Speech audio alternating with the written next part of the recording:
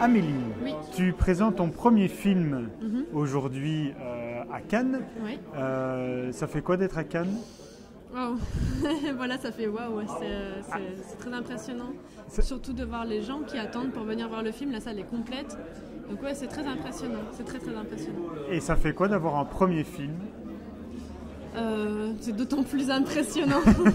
C'est un deuxième, waouh! C'est un deuxième mois, ouais, d'être ici, de voir comment les gens de la cite soutiennent le film et de voir l'enthousiasme qui commence à se créer autour. C'est fabuleux, quoi. C'est fabuleux, on s'y attend pas du tout et ça me touche beaucoup en tout cas. Tu es dans une sélection un peu particulière qui s'appelle Acide. Ça veut dire quoi, Acide?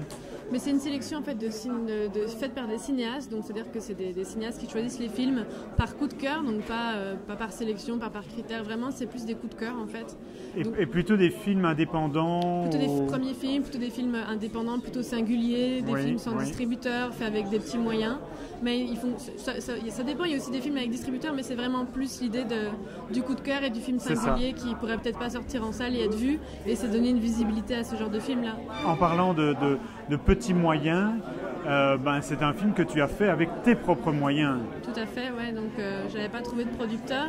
J'avais un acteur qui était disponible que 3 semaines en août, David Murgia. Donc à un moment ou à un autre, on s'est dit est-ce qu'on fait ce film ou pas? Et moi, j'avais pas envie de faire des recherches encore et d'attendre des années pour faire mon premier film. Donc comme j'avais un peu d'économie laissée par ma mère gracieusement, j'ai fait le film. Voilà, j'ai pris David. Et tu as bien fait, puisque aujourd'hui, la Fédération Wallonie-Bruxelles, vu ta sélection ici à Cannes, va te soutenir pour la distribution, et j'ai entendu. J'espère, je ne sais pas encore ça. Je sais qu'on a déposé la finition, je ne sais pas si on l'a. Je sais qu'on a passé le premier collège et je n'ai aucune idée de savoir si Wallonie-Bruxelles Images va nous soutenir, mais j'espère infiniment qu'ils vont le faire, mais j'imagine que oui, j'espère. Alors effectivement, donc, il y a dans ton film 2 acteurs principaux qui sont David Murgia ainsi qu'une autre jeune fille. Comment s'appelle-t-elle? Alice de Langsin. C'est ça. Comment s'est fait le casting des deux personnages? Donc David, c'était par hasard parce que je cherchais un comédien pour un court-métrage. J'avais été au Conservatoire de Liège et j'ai vu David. J'ai demandé est-ce qu'il y a un comédien qui a beaucoup de fantaisie ici, puis le directeur m'a dit mais David, il est fantastique. Et donc j'ai vu David, effectivement, après le rendez-vous, j'ai réfléchi 3 secondes et je me suis dit mais il faut faire un film avec ce garçon, il est génial. Donc voilà, et après j'ai écrit le film, j'ai écrit le personnage de Zoé, je cherchais une comédienne. Et puis j'ai vu le film de Cavalier, Thérèse, et ça m'a fait penser à Alice de Langsin que j'avais vu dans un film de Mian Sandler, le père de mes enfants.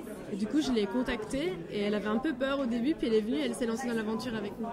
Moi, j'ai l'impression qu'il y a un peu de toi aussi dans le film. Mais parce que je suis contente que le film me ressemble. Maintenant, je dirais pas que c'est un film autobiographique parce que j'ai pas rencontré. Ça, j'aurais pas dit non plus, non. J'ai pas rencontré Jacques Boyou en lui écrivant des poèmes, c'est sûr et certain.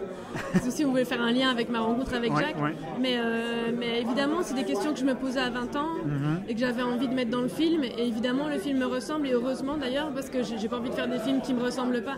Mais on s'inspire toujours. Je pense que les films et la vie, c'est très très proche finalement. Est-ce que Cannes t'a apporté quelque chose depuis que tu es ici? Mais pas mal de rencontres intéressantes, pas mal de producteurs qui n'avaient pas voulu voir, qui n'avaient pas eu l'occasion de voir mon film et qui l'ont vu et qui m'ont fait des chouettes retours. Puis l'enthousiasme des gens, et puis certainement, j'espère, un distributeur.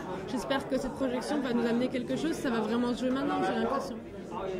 Bon allez, on croise les doigts, et en tout cas le film est à voir. Ça s'appelle La tête la première. Merci Amélie Vanel. Merci beaucoup.